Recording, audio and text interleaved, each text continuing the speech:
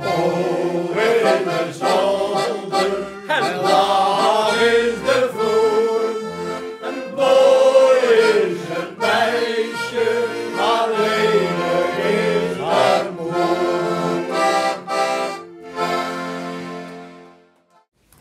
Ja, maar zo'n scootje door de wraad. En die wraad van de jaren 50, jaren 60. En in die tijd is er ik wel eens onwaar. Een raar onwaar. Hier ik bij Cuba, Laban. In de wildlanden. In de wildlanden, wie dat? Ja. Die gebroeders Jonker, dacht ik. Ja. Ja, Wietse Toering heeft het mij nog wel verteld. Eén man deed, twee deed. Hij de zoon. Heid en zo. Zoon. Ja. Maar als je nou met een scootje daar lezen, Joop had het ik al een keer verteld, maar wat zei ze, wat dan? Want die hege meest, die loopt de bliksem. Ja, maar dan hier, van de scootje liet een touw van, een zakje, dat achter het zwart.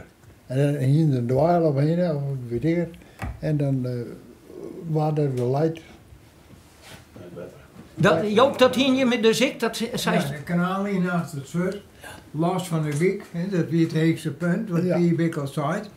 En dan die kanaalien achter het zwart. Als er is wat gebeurt, dan gewoon het in de veert en net achter onder dek of zo. Nee, maar ja, het is toch een ijzerschip. Op een houten scootje kan ik me dat voorstellen. Ja. Maar in een ijzerschip ben je hem toch ik bang voor die bliksem. Ja, ze weer nog hoe Ranspo benauwd voor. Ja, Van de spiegel en van het tontje op het roer en nou ja, neem maar op. Alles wat blinkte, dat is gevaarlijk, hè. door zei van de koperen lampen. Nee, ik koop een tontje. Koperen tons. Op het helmhout. Oh, die. Ja, En dan? daar kwam een petoer in. De petteroer. Ja, ja, want hoe dat koer wordt tonger omloeken, hè. Oké. Ja. En een kleed door de spiegel. Wat uit? En als het dan echt tonger weer dan de band van Berthelje in een roef zitten. Ja. Alle verzekeringspapieren op de tafel in kistjes. Waskers. Want ja, dat is niet zo. Ja. Het zo gelukkig nooit zien. Nee, maar goed, angst aan boord van een schip weer er altijd.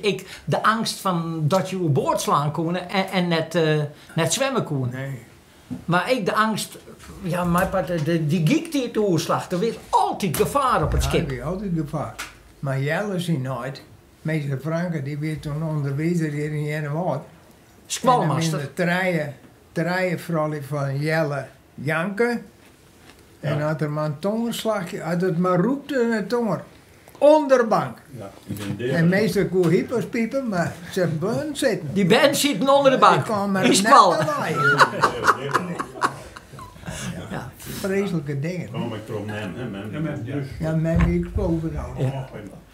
En dan gaan we even een stap verder. Dat meestal minder dingen meemaken in de oorlog. Want vanuit de oorlog binden ik nog scootjes besketten door de Engelse vliegtuigen.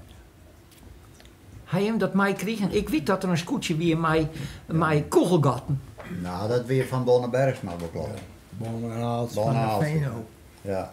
Maar mijn huid, die kocht in oorlog dat scootje, hè, wat hij nog maar schild, ik belde het, hoe heet er?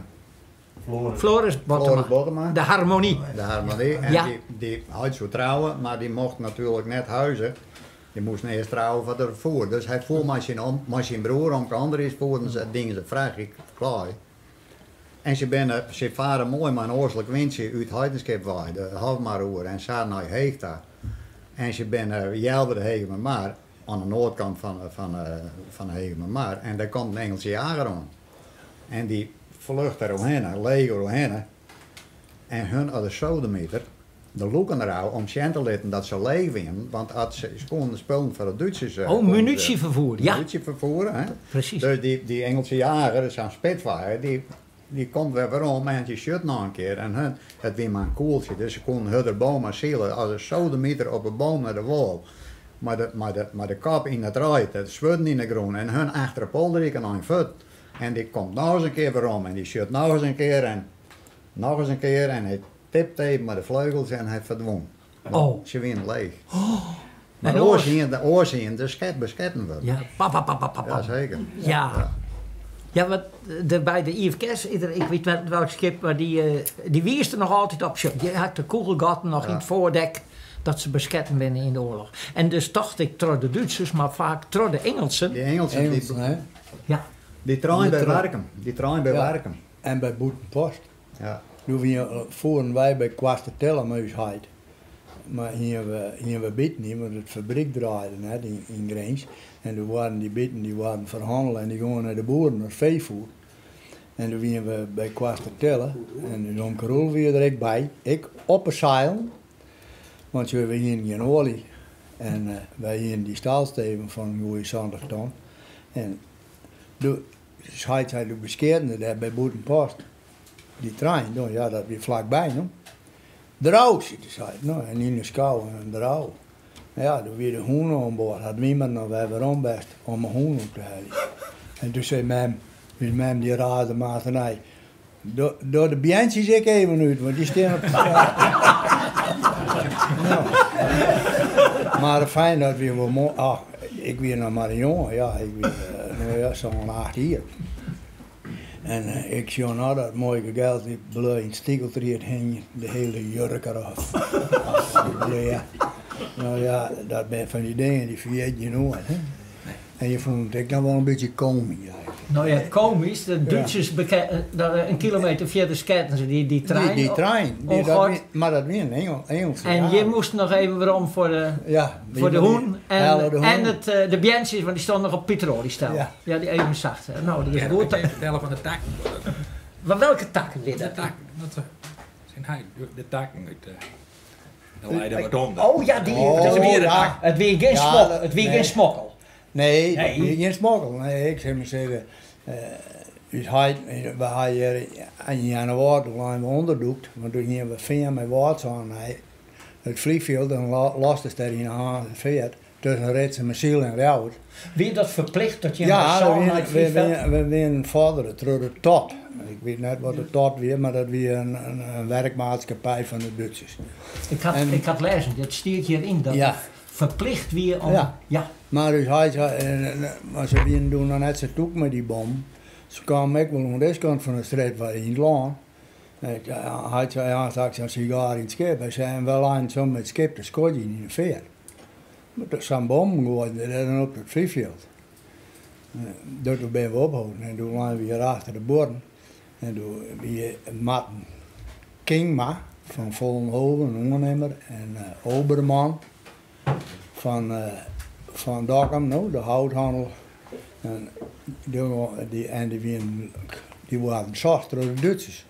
Maar toen gingen ze naar de Zweer, daar zagen die bij hem om, dat weer van de, ja, die moesten dan naar de eilanden lopen, van de Atlantic Wal, denk ik, zo wel west ha. Maar dan gingen dus hij erheen met de opdrukker en per prem maakte er gewoon een hele takken op, voor de bakkers en zo. Voor de bakkers ook? Ja, en dan hoe het drachten en een dwarsveer lang en dan koest hij bij de melkfabriek, daarbij altijd, daar koest toen afvaren. Ja. En nou ja, de haalde wij, maar dan gooiden de rollen erin, de grote stammen in en de takken erbovenop. En toen weer in drachten in de sluis. En toen zei die sluiswachter, dat ben ik zwierig, takken en het hoekstra. Ja, maar ja, zei hij, maar draait ik alle dagen. Maar dus eigenlijk hier die bjemmen bij de Duitsers wijstellen. Ja, dat die een Oberman en Martin Kingma. Die zijn hier parkeerd bij de boerderij. Ja, hier aan de andere kant. Bij Tjenoord Museum. Ja, die boerderij. Daar lag Martin Kingma, maar een harke hondendoek. Daar had je het verhaal over gekregen. Ja. Oké, mooi. Dan komt alles weer te plak. Maar Gerrit wist niet wat de tot weer. Nee. Tot is dat ik meestal aan het werk in de oorlog. Ja. Die werd deporteerd. Ik ben in Auschwitz geweest. En we zitten op die gasovers. Ja. Tot. Ja. Die had ik die gasovers maken. Ja. In Auschwitz. Ja, dat is mooi. Ja, het zijn wel een Duitse werkmaatschappij was het. Ja, en de bunkers als ik maak hier aan de kust. Ja.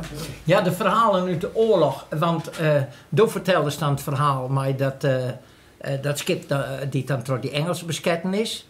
Maar in de oorlog ging de scootjeszielerij wel terug, want in 1945 is de SKS opgericht. Ja.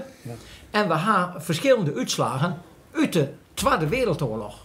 Ja. Waarom dat? Of wist dat net? Nou, dat doen we hier aan.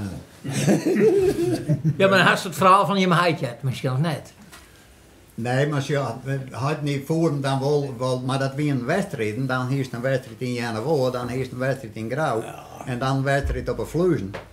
Dus en dat wie in een weekend, dat wie door de weekend, hè? Dat wie een weekend daar, een weekend daar, een weekend, maar dat wie germ nog wat beter. Ja, dat lijkt zo'n wel een paar weken uit elkaar. En daarom wie het eigenlijk in 1944 zo goed dat de SKS, Centrale Commissie Scootjes, en het worden nou centraal regelen dat net iedereen er toch heel van. Nee, want dan hier is soms een wedstrijd met 4 scootjes en even later hier met 20. Ja. Tenminste, zo heb ik het in de boeken lezen. Ja. Maar, ja, dan kwam ik vaak de feesten in het dorpen, hier in januari, wie het vaak met de merken. In januari de merken zijn, dan weer ik scootjes zien. En Grauw met Oostergo feesten. En in de Lemmer dan ik wil zien dat we dan met het Lunenpark daar zijn. Maar dat lijkt wel eens een weekend uit elkaar. En dan weer er ik scootjes zien. En zaterdag kwam dat net zo tegen bij elkaar weer. Dat is later al een jaar bij elkaar bracht. Want ja, dat kon niet meer, no? Ja. En als een schipper vracht in hier, dan kon er net uitzelen. Dan moest eerst die vraag diend worden. Ja. Dus dan sloeg er gewoon een week aan oer. Ja. Maar in de oorlog, de wedstrijden gingen wel terug. Want toen had ik al eens verteld dat hier in januari zou het waaide. Ja, hoe vol het eten hebben? Ja, nou, zo raar hoeft het niet. Okay, nee, maar mijn huid die lag dus in 1944 in het Heidenschip leeg voor de wal. En midden in de nacht, ze lagen mooi onder het achterdek te slepen. En in een jaar erin door de waringsschadeling. Hij dacht, oh duivels, dit toogt net. Ik ben Duitsers, wil ik ophalen. Dat die schadelen door de waring, die rent met het achterdek en die klapt het op een roof. Dat houdt eruit en die doet de kaap hiepen en die zei, die had Auke de Groot, zijn stem van Auke de Groot, de zaalmaker uit Staveren. Benader zei, Auke hier zijn heerse stem. Ja. Benader zei Auke. Hij zei, kent je naar de oorkant van de maar roeien, de Duitsers zitten achter me aan. Ja, was het hij. Want Auke de Groot zit in het verzet. Die zit in het verzet. Ja. Dus die, ja was het hij. Dus die kluit hem aan en hij doet een greep in de vetpannen. Hij vindt met vet. En ze schadelen in het schauken. Hij doet het vet aan de roeipan, zodat ze net piepen, maar het weer een horige nacht. En hij roeit de Heidenschip de vet uit met Auke achter een bankje. En zo naar de andere kant naar Nijgen, dat weet nou hele huizen toen Nijgen. Ja. En Auke die wipt van boord en die verdwijnt in de nacht. En hij roeit weer om. Hij had nog een uur in het uitlang te wachten. Als er Duitsers weer in het dorp, nee, gebeurde niks. Dat hij niet weer op bed. En dan werd je na de oorlog in zo'n 40 zat geweest, hij had het wel verteld. Toen zeilde hij maar dat scootje hier en het waaide zo verschrikkelijk, de hondenstrand waaide van de Dikhout. Ik ben net te lang. Nou, en dan gebeurde er wat. Nou, en... maar even, je bent in de tweede route, heb zij het vaak verteld.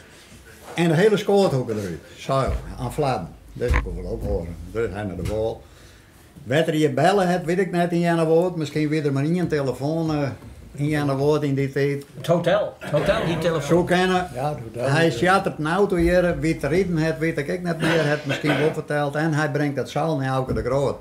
Nou zit Auke in Staven. Ja. Hij zei, was morgen weer hut zitten. Er weer de 2 wedstrijden hier in januari. Was morgen weer hut zitten na dus? Ja, zit hij, dat ken al. Nou, hij zat denk ik van achterop. Dus de oren maand betekent hellen het zeil op. En wat moest hij ook eens uit? Niks benaderd. Hij is in oorlog met leven redden. Het kost het niks. Prachtig, man.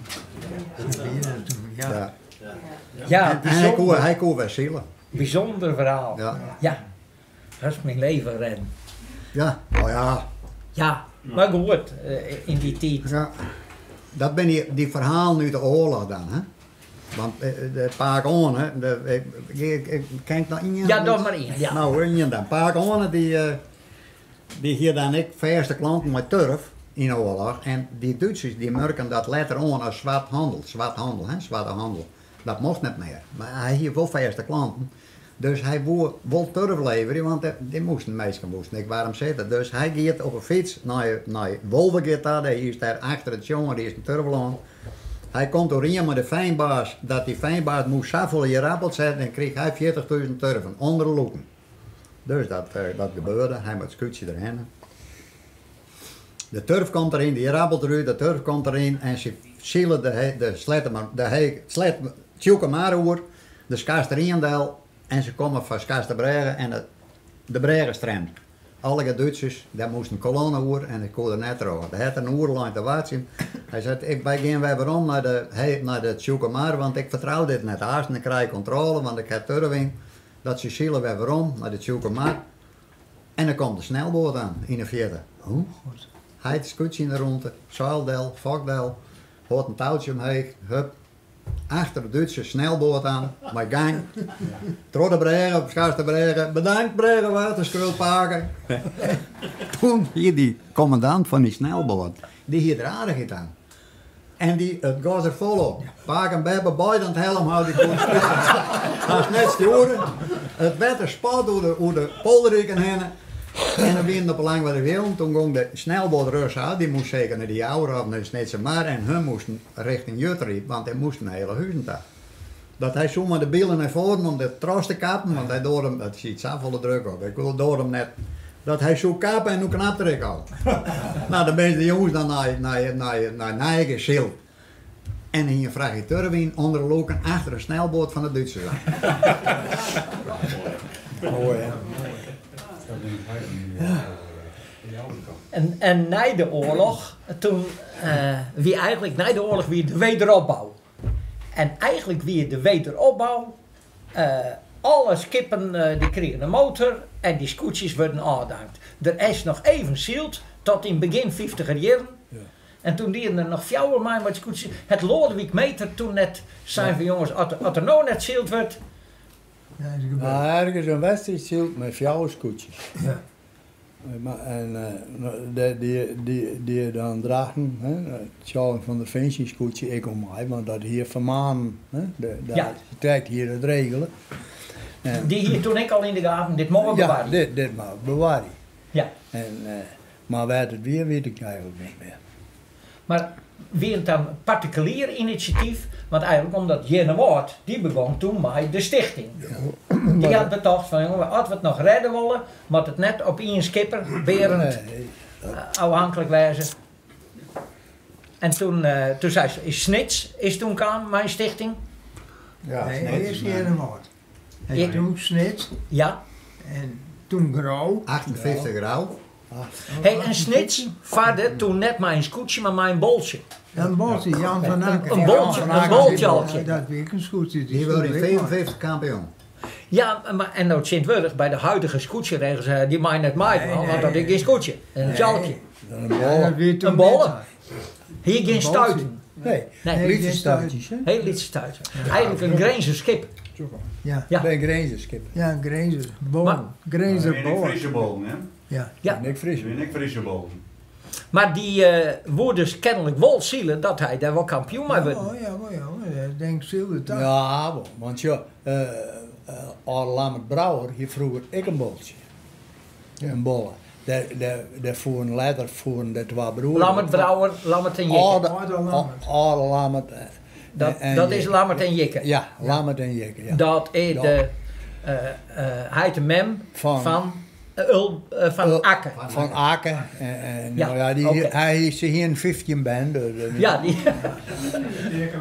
Terke Brouwer, Geerte Brouwer, Eeltse Brouwer. Neem alle brouwers maar. Willem Brouwer. Willem en Lammert die voeren op boltje. Eeltse, ja. En wie heet niet eigenlijk een boltje, jongen? Een bolle gewoon, een grutten in. Omke Pieter Jäger. En dat vatten die dus ik maar en dat is wel ja. Maar Sint-Wurg bij de reglementen, dan mag je alleen nog maar Friese scootjes. En als er een Grenzer maait van wol, zou dat skip wat je nou in de veert leidt je voor, met hele rechtszaken geweest. Omdat dat skip, dat mocht net maaien van. In Greenland bouwt. Ja. Dat maar je Nienke ik net had. De Nienke precies hetzelfde, maar dat wie wel in Friesland bouwt. Dus zelfs een piepster, maar is net als scootje bouwt. Nee. Als bolskip Toch net gebouwd. een papier ermee. Nee, precies. Nou weer. Maar al dat soort details. Maar het gaat er mij om dat na de oorlog weer eigenlijk het hele scootjeshiel stortte in. Het vrachtvaren weer voorbij. Want els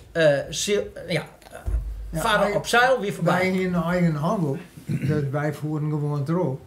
Maar ja, die mensen die het ergens oorswaaien moesten, of van de beurs, die konden wel ophouden. Ja, dat is zo. Hier is vroeger, en hier is die scootjes, en dan weer al 4 familie, die jongen naar Haans en Lemmer, en daar kwamen grotere schepen om. Nou, en dan waren het Oerslijnen en dan waren de provincie inbracht, hoe rondomheen.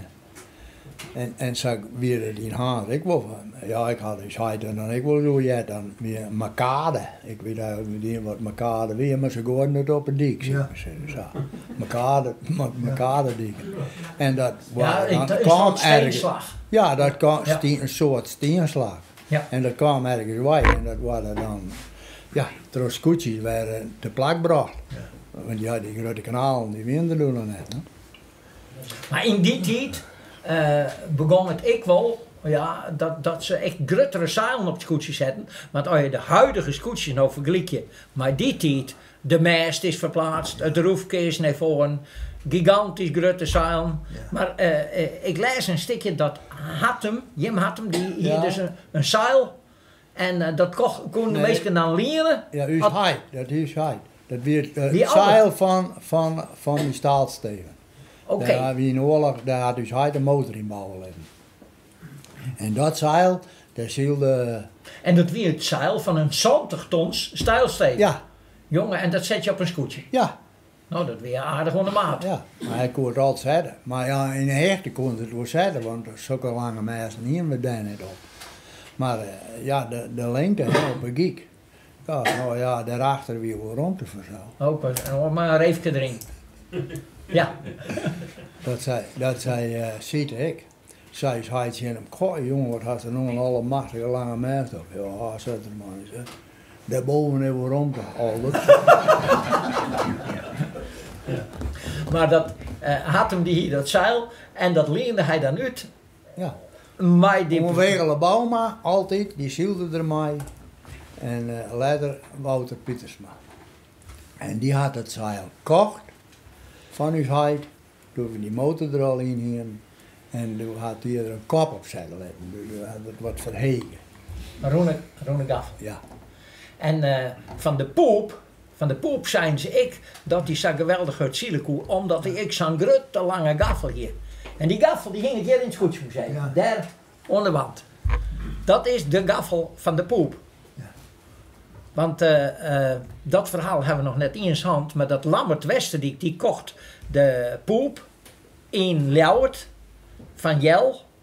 En hij kwam hier mij in Jennewaard en hij zei, ik kan het veranderen, het weer een bende.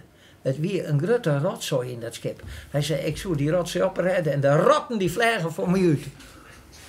Klopt dat? Wie dat echt een beetje? Nee, dat weet ik niet. Want ik voel nog een aardigheid toen, in mijn kastje. Ja, dat had ik nog niet bij me, maar dat weet ik van de wegen. Ja. Maar zo'n gouden hartje, maar een stukje trieter om, koren. Ja. En misschien als ze dat doen, dat weet ik niet, maar ik denk dat zonder mij, ik had nog. Oké. Maar verder wie het Jermoed aan boord? Ja, ik weet niet. Ja, of net al te sterk. En die mensen daar bemoeien je net mee. Wij zitten hier in de waren en die komen van de Burgerkant. Hier niks meer. Nee, maar dat is zo. Dat weet ik anders in uit. Ik zei, die komt van het hartskip. Nou. Ja, wij weten wat zigeuners, hè, in dit tijd. Wij wilden maar de kont aan, jongen. En dan kwam het achter in de klooster te zetten. Nee, maar is dat echt zo? Want op squallen, dan, Jellis in hij die wist kwalmaster. Maar als er hier skippers ben, winterdijs, het schip Delline, die moesten hier naar squallen gaan. Ja, die komen hier naar de parkbedselijn komen ze naar squallen. De weekend leerplicht toen, of wel? Nee. Ja, nee, volle dagen. De leerplicht werd voor mensen zonder vaste wonen verblijfplaats. Die is pas ingegaan op 1 januari 1960. Zo. Dat was schipperskinderen en zigeunerkinderen. Ja, die waren... Mensen zonder vaste wonen of verblijf. Daarom kan ik dat rekenen.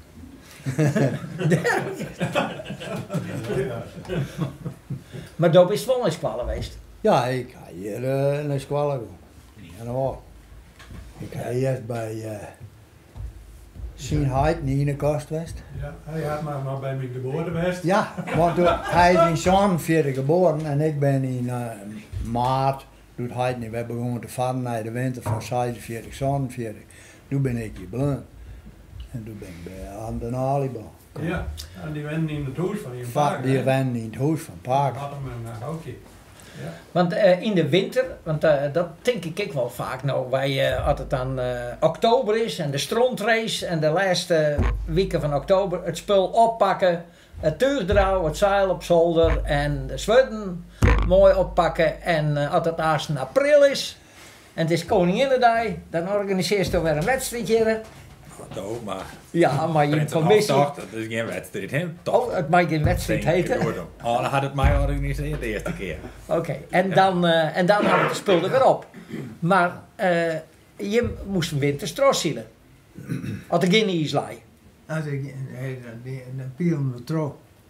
Ja, en als er ijslei, dan zie je huid mensen met een malkententje. Poeiermalken. Poeiermalken. Ja. En dan koest ik weer wat vertellen. En dan komen ze naar de Frikkel in Bergen. En dan hadden 40 liter een bus. En dan weet ik nog wel, dan moest die man, die stond er met slang in, met stoom, om het warm te krijgen. En dat weer levensgevaarlijk, want dat broes en dat sabbatdier. Maar dan gauw naar je en water en hup, in de tenten. Maar dat weer mooie instruiders zijn we daar. En winterdag. Ja.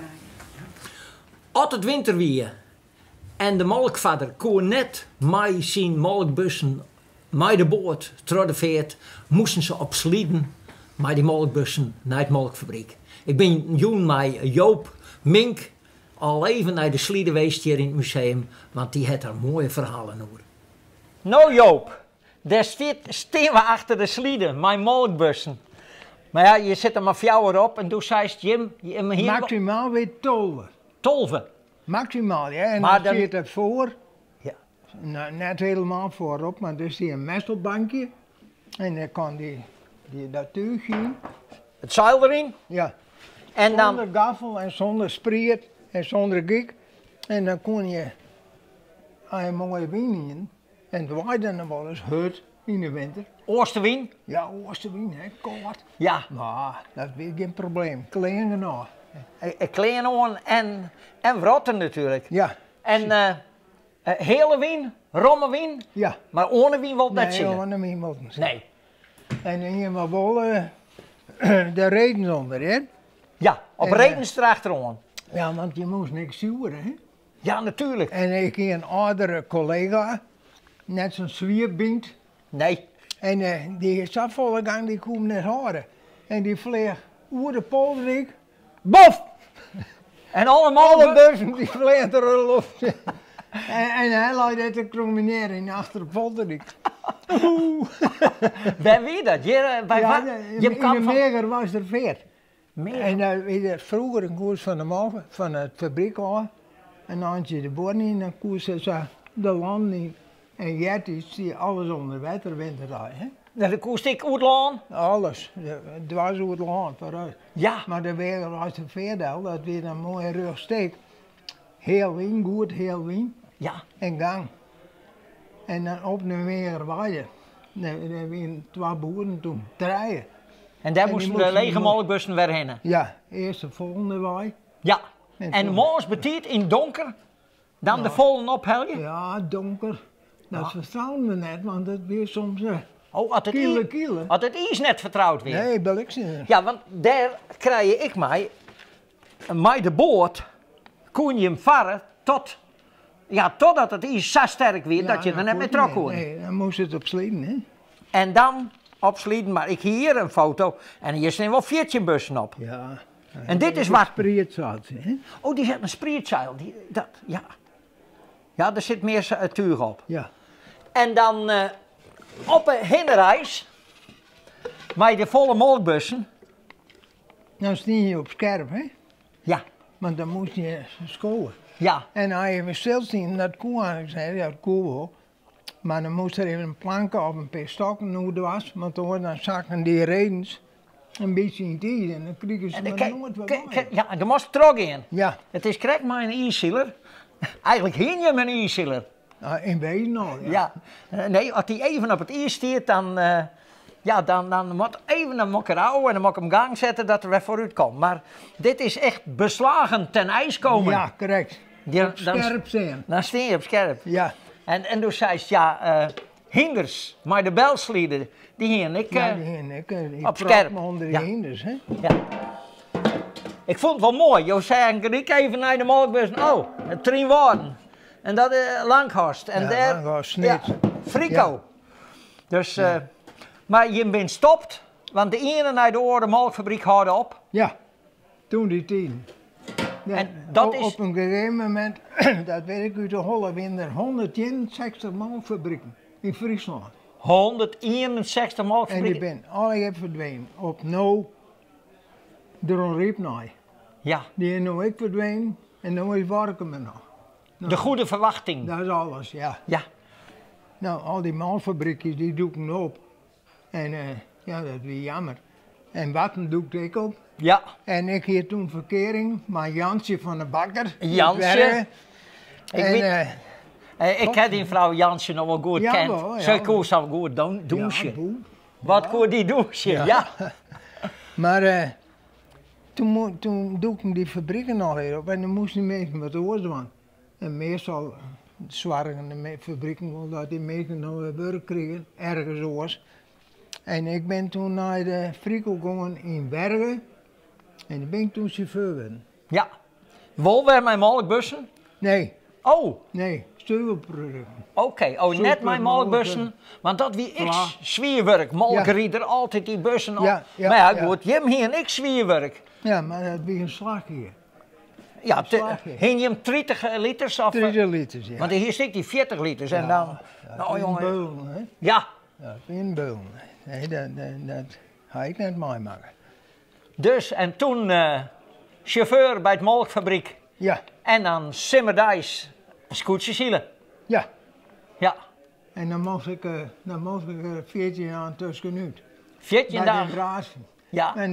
En dan ging ik nooit vakantie, hè, want dan kon dan weer in het scootjesielen. Ja, natuurlijk. Maar dat was het probleem net. Nee, want eigenlijk scootjesielen, het is wel druk, je moet er wezen, maar het is ik vakantie. Ja, het weer toen vakantie, ja. Ja. En nu is het matten, hè.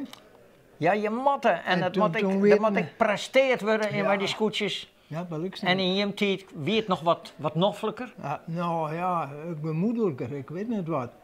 Ja, je in vakantie, hè. Je hoeft net te werken. In die zin net. Nee, maar toen hast mij ik wel eens verteld, dat is hier nog in januari, dat het zo raar onderwijs met die zielerij, dat ze elkaar achterna zitten. Ja. En de ene houden door. Nee, ja, dat weer hier op het hoekje bij Prinsenhof, uit de Oelekrietenwijk, de Sigurd Jeppie. Ja. En een laaie man die helemaal geen doelen hoort. En die leidde maar zijn BM'erke en die leidde mooi op het hoekje. En dan komt Klaas van der Meulen nog, een mooi zegentje, ja, het waarde net uit. Klaas van der Meulen met het scootje van wat zijn? Ja. Ja. Letter. Ja. He? Toen werd nog Klaas van der Meulen. Oké. Maar toen Jekke die fokkers gehoord, het weer voor de wind, die Jekke achter het mesje. Van die BM'er? Ja, en daar ging het mesje. En die nam dat schipje mee? En Klaas, oplevend man, want hij lag voor ook. Nou, ja. Dat weet ik niet meer. Die sprong net op en achter die vent, jongen. En die vent die toch, daar komt die grauwe schipper, jongen. Weet je? En die naaide uit. Maar op een gegeven moment toen bleef er zingen en dan weer klaar en die zoom te lief. En die man die weer bokser. Oh. En dat wist net niet even zo. Dat hier Klaas ik net verwachten. Wel, en Klaas hier een mooie dikke kop. Bof! Dat komt op een Sigurd Jeppjere. Geluid. Nou, kijk, laat zo'n klaar die rekken zuur uit de tijd. Die leider in de Smitsveen. Nee, ja, hij leidt nog net, maar hij is die heel wankel op zijn voeten, zo weer al. Nou, en toen... En toen maar weer op schip. Ja, toen schoen we hem wegpakken. En toen zei die man, denk er nog meer. Toen toch klaar. Waarom?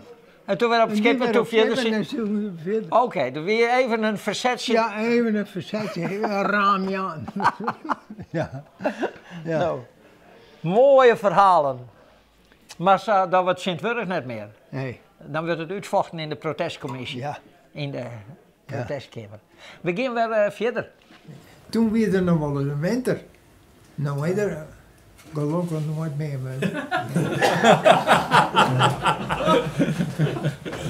Maar toch. Want daar zei je straks, er kon 12 of 14, nou 12 bussen op één slieden. Ja. Maar als er nou één molkvader is, die hier wel 40, 60 bussen op zijn boord. Dus er moesten meerdere schippers moesten meedoen. En er waren ook boeren die vergeten ze komen.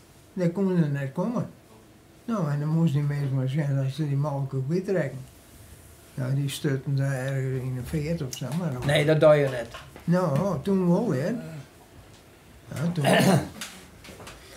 Nou, we hebben al heel wat peteer in de hand. Ik wil nog één ding zeggen. En dat is met de protesten. En we hebben een keurig reglement. En we hebben een wedstrijdcommissie. En die alles perfect organiseert. En er is geen discussie mogelijk. En vroeger ging het wel eens oors. En dan, als het bij u even fout gaat, dan is de rode vlag, een protest en naasten in de protestcommissie. Maar hoe kon dat bij hem? Of hoe kon dat bij hem? Oh, dat kan ik mooi vertellen. Nou, wist je, wij zullen dat niet maken, maar hier of draaien we geloof ik. Ja, Draaien hier in Draaien Makkershiel. zo. De wereld doet. Ja, daar lag een tonnen bij de Grote Lood van Amels. En nou ja, had dat Amels toen alweer, weet ik net. Nou ja, Nou, de grote scheepsverder. Ja. En dan wordt opleveren, had de Wien Westelijk weer af. Hè, en dan lag er een ton aan een zee. En daar moest omheen. En Joop zit op een nijverheid bij de vak. En ik zit bij Joop de voorhoorn. En we krijgen een bakbord stuurbord, maar loren ik mee. Ik denk dat wij op bakbord laan, Joop. Dacht ik wel. Ja, ik dacht het.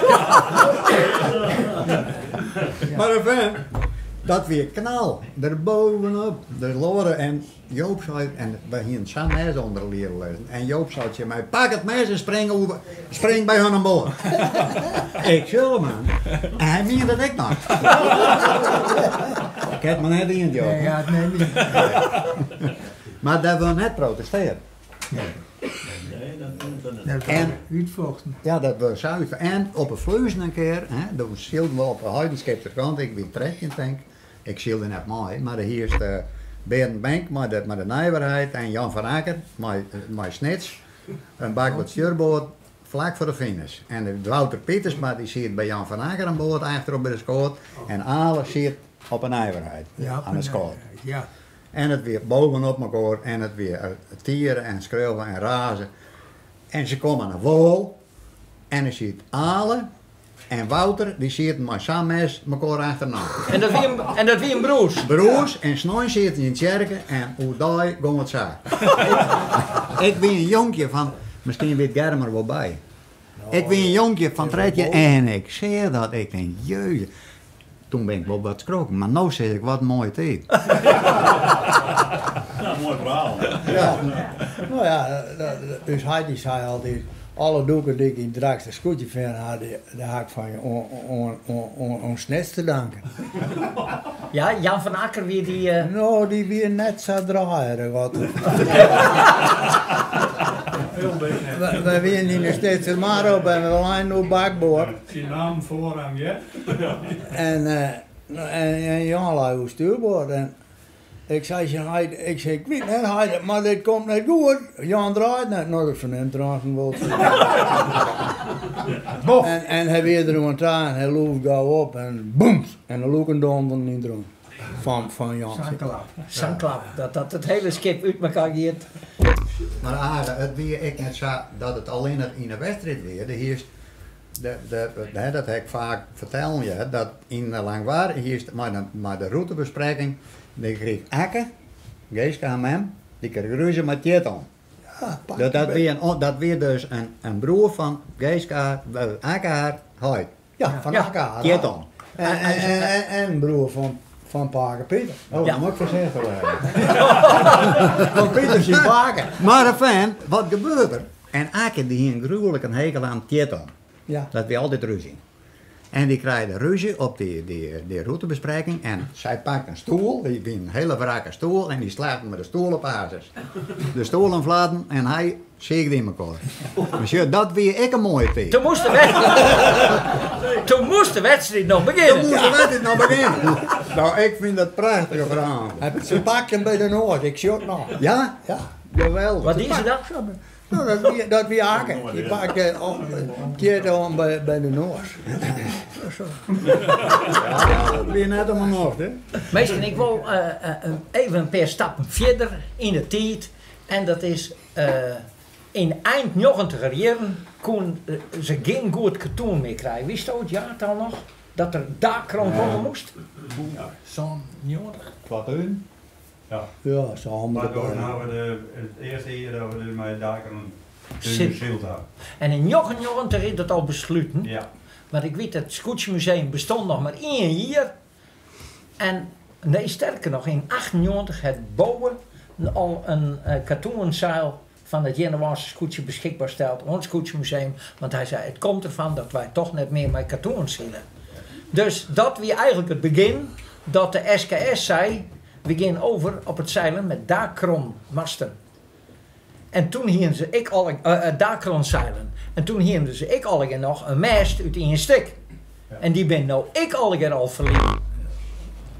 En ja, alles is verplaatst. De mast naar achteren, de roef naar voren. De onderkant zit in de 2 componenten, epoxyteer met antifouling.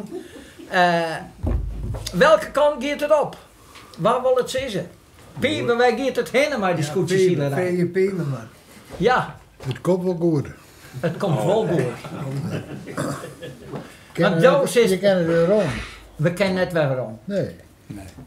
Je kent het dan ik in getoond zaal weer Nee. zetten. Maar had er nou voor de Europese veiligheidsnormen de skipperaasten een helm op moet op het achterdek. Want ja, die giek die komt door. Ja. Dan wordt dat. Dat zit maar. En de arbo, dan maaien we net meer een lier op het dek. Nee, maar het benedendek. Ja. Ja, nee, die wordt helemaal beschermd. Ja.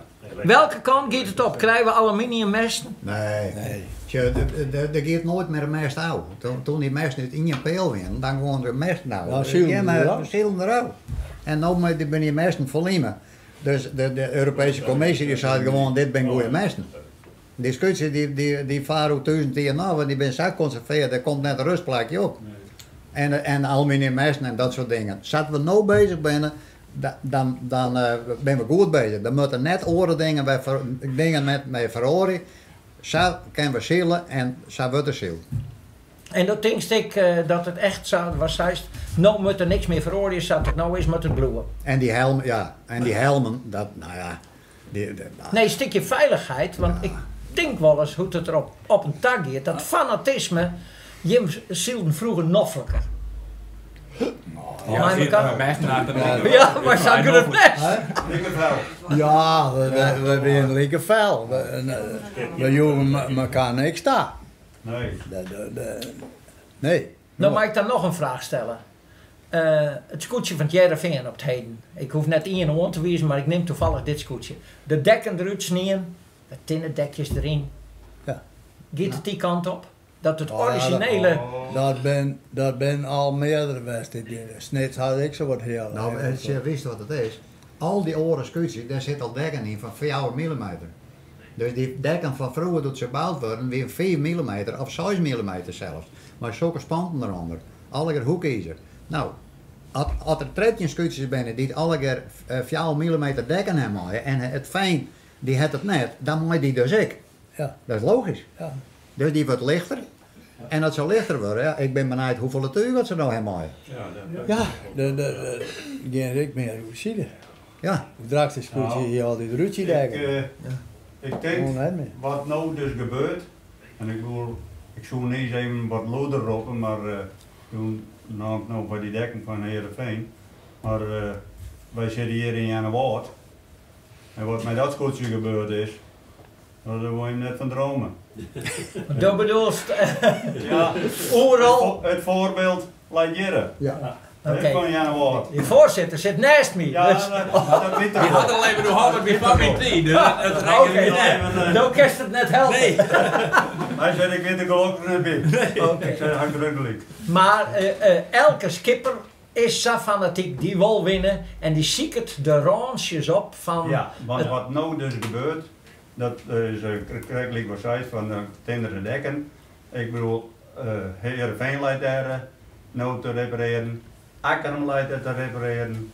En wat gebeurt er voorheen? Moest een schip maar even wat krommer worden. En dan Ja. stegen ze wat omhoog. Nou worden ze, krijg je over omzet. En dan hadden ze dus dat al zo goed berekenen met computers en al dat spul. Van dan kunnen we hetzelfde oppervlakte tuig houden. Het voorbeeld hebben we uiteindelijk met grauw aan. 10 centimeter ertussen. En toen mochten ze dezelfde oppervlakte tuig houden, wat ze nou maar zullen. Ja. Daar gingen de oren, al je dus maar hinnen. Hartstikke heen.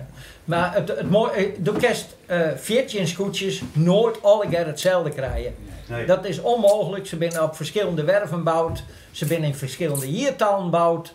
En er is in de rin van jaren alle keer verschillende aanpassingen aan die.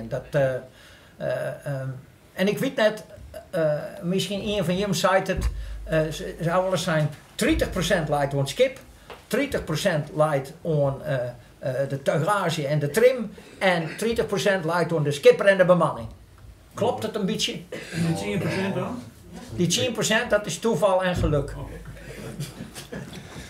Ja, je moet er goed starten. Een goede start. Dat is heel Dat belangrijk. is het hele eigen. Ja. Dat de formule dus zei dat die skippen dus in de theorie dus heel tegen bij elkaar komen, is denk ik de grootste factor is de bemanning. En dat is meer het skip. Nee. Want de teugen binnen praktisch al heel gelijk. En die worden via de computer worden die snijden en al dat spul. Maken, ja.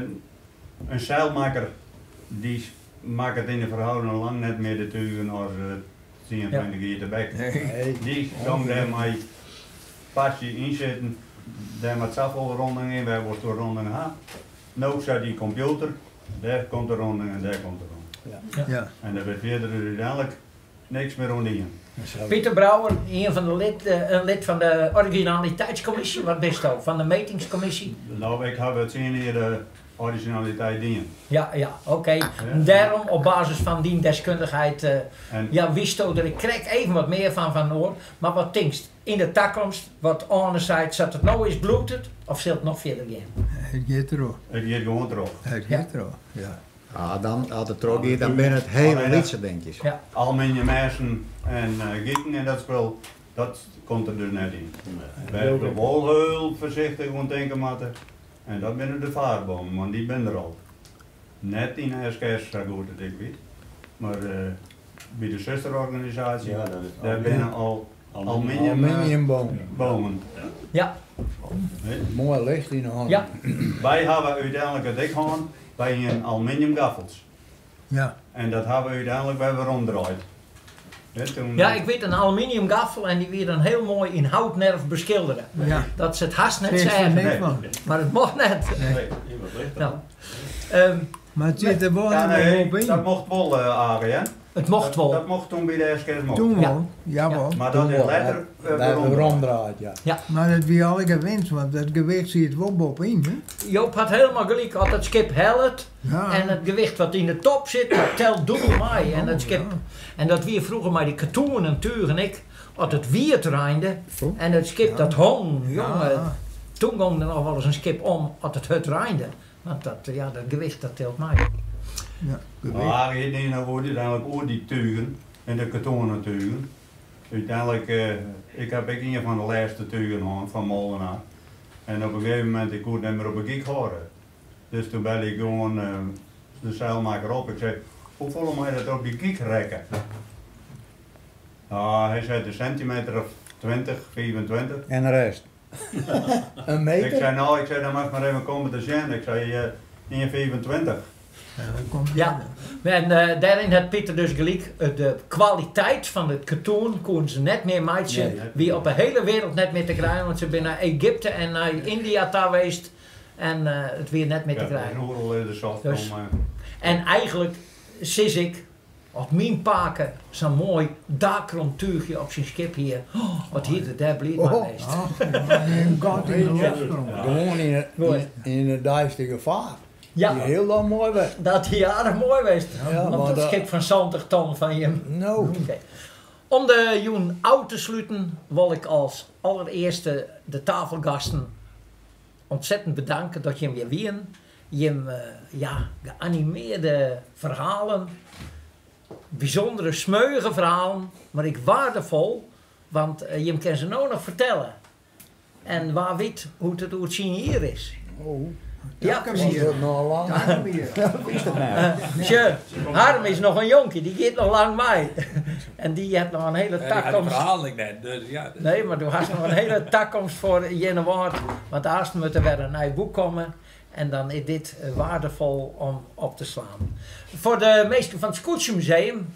En Aukje en Jelle, de beheerders van het Scootjemuseum. Desjong bedankt voor de koffie, voor de goede zorgen. En het omzittend laag. Wat gezellig dat je hem er al gaat wien. En ik denk dat je hem genoten hebt van sokkersprekkers aan deze tafel.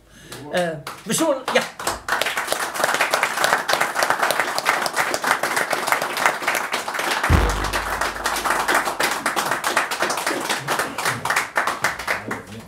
We zullen nog een keer afsluiten met Jan Bergsma, de boekschreeuwer en fokkenist van het Philips-koetsje. Zeg ik dat goed? Ja. Waarom zeggen we altijd Philips-koetsje? Ja, dat weet ik eigenlijk niet. de hele mannen. Hele man. Ja, dat is de hele mannen, maar het waren wel heel vaak de Philips-koetsje nemen. Dat was een beetje een buitenbeentje eigenlijk. Hè? Wat moest een bedrijf nou maar een scootje?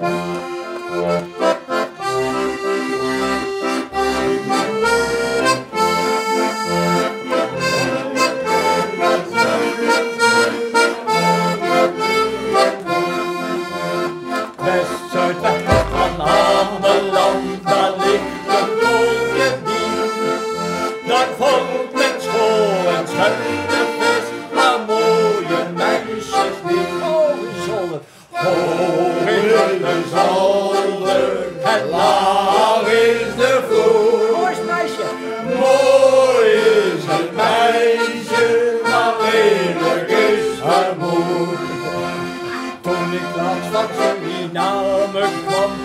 in